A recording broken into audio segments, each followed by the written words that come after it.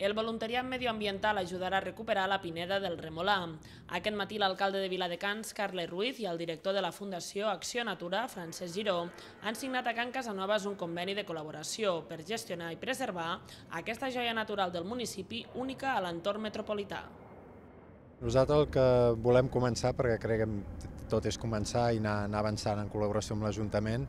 és en primer lloc organitzar jornades de voluntariat i fonamentalment voluntariat corporatiu per fer tasques de manteniment i restauració de la pineda, tant eliminació de flora exòtica, potenciació d'hàbitat per la fauna, com instal·lació de caixes niu per quiròpters o per ocells, i neteja en general, que tenim molta demanda i creiem que aquest és un lloc estratègic molt ben situat i que podem col·laborar així amb l'Ajuntament de Viladecans. Aquest acord amb la Fundació Acció Natura és el primer que signa per la potenciació ambiental d'aquesta zona. El que contemplem aquest espai és com un centre de recuperació de fauna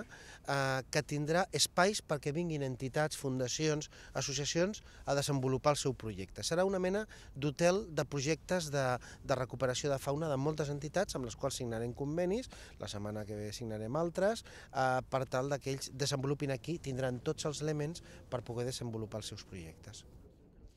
Després de la signatura s'ha realitzat una visita d'obres a la casa de Can Casanovas, que es convertirà en un espai dedicat a la recerca i la divulgació medioambiental.